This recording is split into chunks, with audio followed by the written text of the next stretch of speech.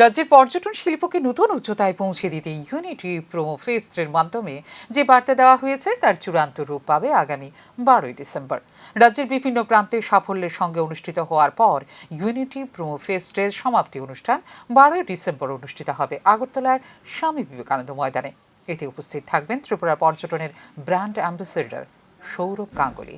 বুধবার সাংবাদিক সম্মেলনে জানিয়েছেন পর্যটন মন্ত্রী সুশান্ত চৌধুরী।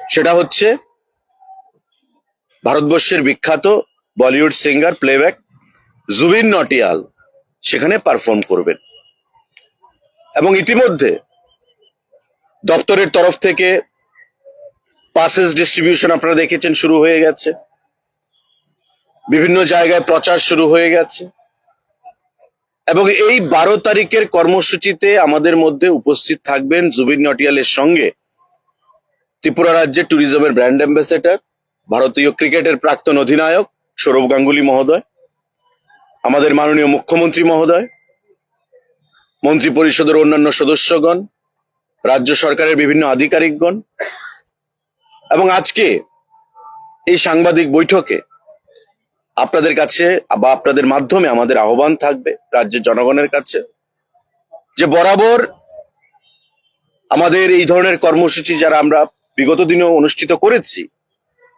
শান্তিপূর্ণ পরিবেশে, সুন্দর পরিবেশে আমরা সমাপ্ত করেছি এবং ইতিমধ্যে এই ইউনিটি প্রোমো ফেস্ট শান্তিপূর্ণভাবে ত্রিপুরা রাজ্যে অনুষ্ঠিত হয়েছে।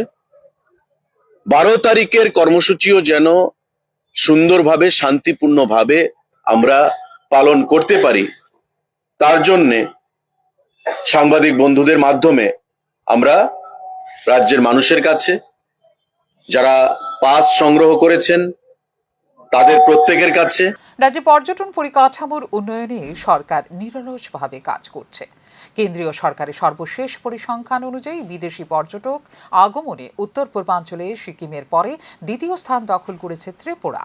আগামী দিনে উত্তর পূর্বাঞ্চলের পর্যটনের শীর্ষ কেন্দ্র হিসেবে ত্রিপুরাকে গড়ে তোলাই রাজ্য সরকারের লক্ষ্য বলে জানিয়েছেন পর্যটন মন্ত্রী।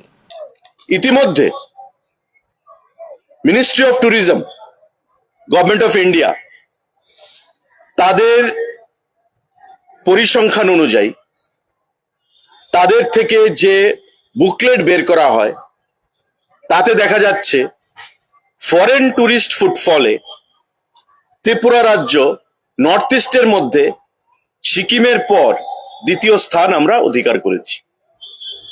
আমাদের লক্ষ্য হচ্ছে পরিকাঠামোগত উন্নয়ন, প্রাকৃতিক সৌন্দর্য, হসপিটালিটি এবং কোয়ালিটি সার্ভিস প্রোভাইডের মাধ্যমে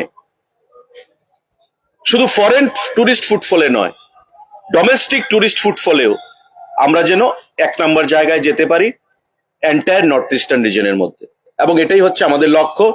আমাদের প্রধানমন্ত্রী, আমাদের মুখ্যমন্ত্রী এবং আমাদের দপ্তর তাদের নির্দেশে, প্রধানমন্ত্রী এবং মুখ্যমন্ত্রীর দিক নির্দেশে আমরা সে দিশায় আমরা কাজ করতে চাইছি এবং কাজ করে চলেছি।